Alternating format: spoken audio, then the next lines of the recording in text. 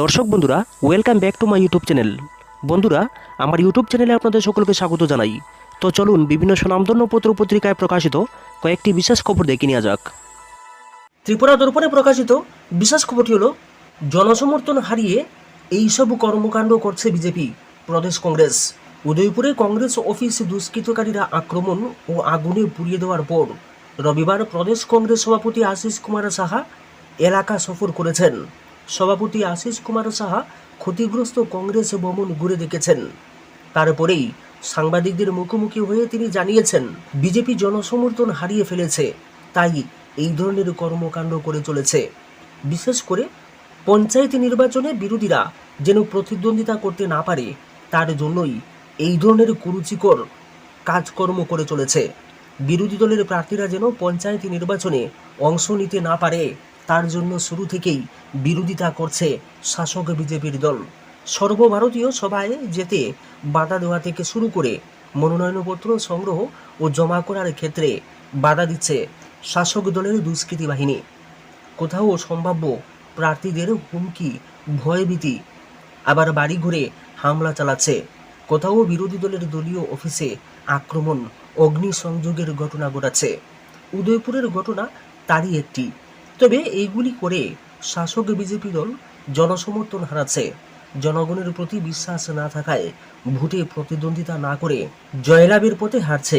একই সাথে আশিস সাহা রাজ্যের আইন শৃঙ্খলা নিয়েও প্রশ্ন তুলেছেন। আরক্ষা বিভাগের কর্মীরা তাদের সঠিক দায়িত্ব পালন করছেন না। একের পর এক এই ধরনের ঘটনা ঘটলেও পুলিশ দর্শকের ভূমিকা পালন করছে, ফলে মানুষ প্রতিনিয়ত নিরাপত্তাহীনতায় ভুগছেন। এটা কোনোভাবেই কাম্য নয়। ত্রিপুরা দর্পণ সম্পাদকীয় কলঙ্কিত। পঞ্চায়েত নির্বাচন ঘোষণার সাথে সাথেই রাজ্যে বিভিন্ন রাজনৈতিক তৎপরতা শুরু হয়েছে। এটাই স্বাভাবিক, কারণ গণতন্ত্রের একটি বৃহত্তর উৎসব হচ্ছে এই পঞ্চায়েত নির্বাচনে।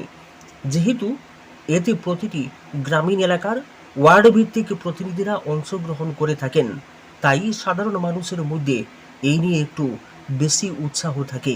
কিন্তু শাসক দল মনে হচ্ছে এই নির্বাচনে জনগণের উপরে ভরসা রাখতে পারছেন না। যদিও শাসক দল আগেই এই পঞ্চায়েত নির্বাচনকে বিরোধী শূন্য করার ঘোষণা দিয়েছিলেন, যেমন করে কেন্দ্রে বিজেপি কংগ্রেস মুক্ত সংসদ করার ঘোষণা দিয়েছিলেন। কিন্তু দেখা যাচ্ছে ধীরে ধীরে নিজেরাই মুক্ত হয়ে যাচ্ছেন। কেন্দ্রের সরকার এককভাবে গড়ার ক্ষমতা হারায় এই দলটি। আবার কংগ্রেস মুক্ত তো দূরের কথা, বিরোধী দলনেতার সাংগঠনিক পদটিও দখল করেছে কংগ্রেস। ফলে কংগ্রেস মুক্ত নয়, প্রতি পদে কংগ্রেসের প্রতিটি প্রশ্নের জবাব দিয়েই সংসদ চালাতে হচ্ছে। কিন্তু বিরোধী মুক্ত পঞ্চায়েতে গড়ার ঘোষণা এই দলটি দিলেও কিছু করার ছিল না যে কোনো রাজনৈতিক দলই এমন অহংকারী বক্তব্য রাখতে পারেন। এতে কোনো বাধা নেই, কিন্তু তা হতে হবে গণতান্ত্রিক উপায়ে নির্বাচনের মাধ্যমে। যদি তারা বিরোধী মুক্ত পঞ্চায়েত গঠন করতে পারেন, তাহলে এটিও মানুষ মেনে নেবে। কারণ মানুষ যদি চায় বিরোধী মুক্ত পঞ্চায়েত হোক, তাহলে এর বিরুদ্ধাচরণ করবে কে?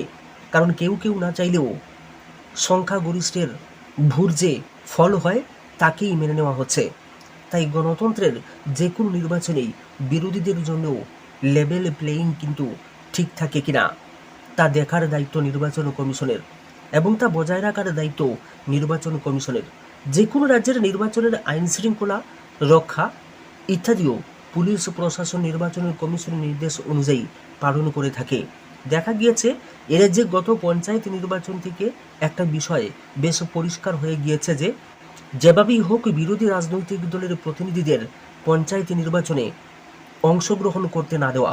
তাই বিনা প্রতিদ্বন্দ্বিতায় জয়ী হওয়ার সংখ্যা বাড়তে থাকে। এটি গণতন্ত্রের জন্য সবচেয়ে বিপজ্জনক। প্রশ্ন হচ্ছে, এইবারের পঞ্চায়েত নির্বাচনের আগে তো দুটি বিধানসভা নির্বাচনেই বর্তমান শাসক দল বিপুল সংখ্যাগরিষ্ঠতা পেয়েছে। এমনকি সাম্প্রতিক লোকসভা নির্বাচনেও এই রাজ্যের একটি মাত্র বিধানসভা কেন্দ্র ছাড়া সবকটি বিধানসভা কেন্দ্রেই শাসক দল সংখ্যাগরিষ্ঠতা ভোট পেয়েছে। এরপরেও শাসক দলের এত ভয় কেন? এমনিতেই পঞ্চায়েত নির্বাচনে শাসক দলের একটা বাড়তি সুবিধা থাকেই, এরপরেও এত আতঙ্ক কেন? মনে হচ্ছে এই নির্বাচন ঘোষণা হওয়ার সাথে সাথেই শাসক দলের অভ্যন্তরে একটা আতঙ্ক ছড়িয়ে পড়েছে। তাই প্রথম থেকেই চক্রান্ত শুরু হয়েছে। বিরোধী দলনেতা নির্বাচন ঘোষণার পরেই হামলা হুজ্জতি হতে পারে এমন আশঙ্কা করেছিলেন। তা তিনি বিভিন্নভাবে প্রশাসনের গোচরও নিয়েছেন। এরপরেও প্রশাসন কিংবা নির্বাচন কমিশনের পক্ষ থেকে কোনো উদ্যোগ গ্রহণ করা হয়নি। মনোনয়নপত্র গ্রহণ ও জমা দেওয়ার বিষয়টি অনলাইনে করার বিষয় নিয়ে দাবি উঠলেও তা মানেননি নির্বাচন কমিশন। যদি অনলাইনে মনোনয়নপত্র ওঠানো এবং জমা দেওয়া যেত তাহলে এই ধরনের হামলা হুজ্জতি অনেকটাই কম হতো। কিন্তু এখন কি হয়েছে, অনেক ক্ষেত্রেই বিরোধী পক্ষ রিটার্নিং অফিসারের কাছ থেকে মনোনয়নপত্র নিতেও পারছেন না, আবার যারা নিতে পেরেছেন তারা এই মনোনয়নপত্র জমাও দিতে পারছেন না। কোথাও কোথাও যেখানে স্থানীয় নেতৃবৃন্দ উভয় পক্ষেই গণতন্ত্রের প্রতি আস্থা ও শ্রদ্ধা রাখেন সেই সব অঞ্চলে এবং যেখানে বিরোধীরা অপেক্ষাকৃত শক্তিশালী সেই সব ক্ষেত্রে অবশ্যই সকলের মনোনয়নপত্র জমা দিয়েছেন। এই বিষয়টি কিন্তু আরও বেশি করে কিছু জনবিচ্ছিন্ন নেতাদের আতঙ্কিত করে তুলেছে। তারা বুঝতে পারছেন যে বিরোধীরা যদি মনোনয়নপত্র জমা দেন তাহলে তাদের পক্ষে জয় নিশ্চিত নাও হতে পারে। তাই তারা একদা উচ্ছৃঙ্খল সমর্থকদের বিরোধীদের বিরুদ্ধে লেলিয়ে দিয়েছেন। তারাও হয়তো কিছু পাওয়ার আশায় এমন অবৈধ ও অগণতান্ত্রিক কাজে সামিল হতে উৎসাহ পেয়ে থাকে। কিন্তু পুরো বিষয়টি কিন্তু নির্ভর করে রাজ্যের পুলিশ প্রশাসনের উপরে। রাজ্যের সাধারণ মানুষ না জানলেও রাজ্যের পুলিশ প্রশাসনের অজানা থাকার বিষয় নয় যে রাজ্যে পঞ্চায়েত নির্বাচন নিয়ে নানা ধরনের উচ্ছৃঙ্খল কর্মকাণ্ড সংঘটিত হতে পারে। এই যে একজন বিরোধী রাজনৈতিক দলের প্রার্থী খুন হয়েছেন তা কিন্তু পুলিশ প্রশাসন ইচ্ছে করলেই আটকাতে পারতেন, কারণ এটি কোনো রাতের অন্ধকারে গোপন পরিকল্পনা করেনি দুষ্কৃতীরা। কারণ নির্বাচন ঘোষণার পর থেকেই রাজ্যের বিভিন্ন প্রান্তে বিরোধীদের উপরে আক্রমণ শুরু হয়েছে। যেসব এলাকায় এই ধরনের আক্রমণ শুরু হয়েছে সেই সব এলাকায় বিরোধীদের জীবন ও সম্পত্তি রক্ষা করার দায় রাজ্যের পুলিশ প্রশাসনের এমন হাল হয়েছে যে তারা মনে করছেন কেবলমাত্র শাসক দলের কর্তা ব্যক্তিদের ভোজনা করাই তাদের প্রধান দায়িত্ব। তাই এই রাজ্যে বিরোধী রাজনৈতিক দলের সদস্যরা যেখানেই আক্রান্ত হয়েছেন তা পুলিশের সামনেই হলেও পুলিশ নীরব দর্শকের ভূমিকা পালন করে চলেছেন। ফলে এইসব রাজনৈতিক দুষ্কৃতীরাও আরও উৎসাহিত হতে দেখা গিয়েছে। এই রাজ্যের সকল শাসক দলীয় নেতারা কি এইসব অগণতান্ত্রিক কার্যকলাপে মদত দিয়ে থাকেন তা কিন্তু নয়। অনেকেই এমন অবৈধ কার্যকলাপ থেকে নিজেকে সরিয়ে রাখেন। কিন্তু যেখানে দক্ষতার সুযোগ জনবর্জিত নেতাদের সংগঠনে বেশি প্রাধান্য থাকে সেই সব অঞ্চলেই এমন অঘটনা হয়ে থাকে, কারণ রাজ্যের পুলিশ মন্ত্রী ও মুখ্যমন্ত্রী নিজে।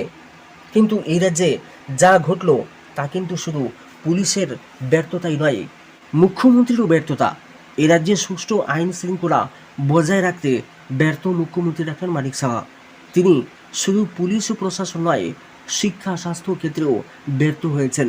শিক্ষকের বিদ্যালয়ে যে অবস্থা সৃষ্টি হয়েছে এতে সম্পূর্ণরূপে ব্যর্থতাই নজরে আসে। স্বাস্থ্য কেন্দ্রে তো কোনো উন্নতি লক্ষ্য করা যাচ্ছে না। তার উপর সম্প্রতি একটি বেসরকারি সংস্থাকে যেভাবে রাজ্যের একটি প্রতিষ্ঠিত ও ঐতিহ্যপূর্ণ হাসপাতালের পরিকাঠামোর ব্যবহারের দায়িত্ব দেওয়া হয়েছে রাজ্যের মানুষকে ঘুমে রেখে বিধানসভাকে না জানিয়ে, তা কিন্তু কোনোভাবেই মেনে নেওয়া যায় না। তাছাড়া ওই সংস্থার সাথে যেখানে বিভিন্ন পাচার কার্যের সাথে যুক্ত এক বিখ্যাত অভিযুক্ত রয়েছেন তা জানা সত্ত্বেও এই সংস্থাকে রাজ্যে নিয়ে আসা কেন? যাতে রাজ্যের সাধারণ শিক্ষার্থীর কাছ থেকে মোটা অঙ্কের টাকা আদায় করার সুযোগ পায়। এই সংস্থাটি একজন মুখ্যমন্ত্রীর তো আগ্রহ থাকার কথা ছিল না। আবার দেখা যাচ্ছে ওই সংস্থা আগরতলা প্রেস ক্লাবের নামে অবৈধভাবে ব্যবহার করে কোনো ক্ষেত্রে হুমকি দিয়ে থাকেন, এমন অভিযোগ পাওয়া গিয়েছে। এই ধরনের অবৈধ কাজে নীরব থেকে যেমন মুখ্যমন্ত্রী নিজের পদমর্যাদাকে কলঙ্কিত করেছেন, তেমনি রাজ্যে পঞ্চায়েত নির্বাচন ঘোষণার সাথে সাথে যেভাবে পুলিশের সামনে রাজ্যের বিরোধী রাজনৈতিক দলের কর্মী ও নেতারা আক্রান্ত হচ্ছেন, এইসব জেনেও চুপ থেকে তিনি রাজ্যের পুলিশ মন্ত্রী হিসেবেও ব্যর্থতারই পরিচয় দিয়েছেন। অর্থাৎ মুখ্যমন্ত্রী হিসেবে সব ক্ষেত্রেই ব্যর্থ হয়েছেন বর্তমান মুখ্যমন্ত্রী, তা কিন্তু স্পষ্ট। এই বিষয়টি মুখ্যমন্ত্রীর ব্যক্তিগত রাজনৈতিক জীবনকেও সমস্যায় ফেলতে পারে। কারণ ইতিমধ্যেই এক পক্ষ কিন্তু বিষয়টি নিয়ে উচ্চস্তরীয় ক্ষেত্রেই বেশ তৎপর হয়ে উঠেছেন বলে সংবাদ। মুখ্যমন্ত্রী মানিক সাহা কিন্তু অস্বীকার করার উপায় নেই যে তারই রাজত্বে পঞ্চায়েত নির্বাচনে একজন প্রার্থী খুন হয়েছেন এবং প্রকাশ্য দিবালুকে এমন নারকীয় ঘটনা যারা করলো তারা কাদের উদ্দেশ্যে সিদ্ধান্ত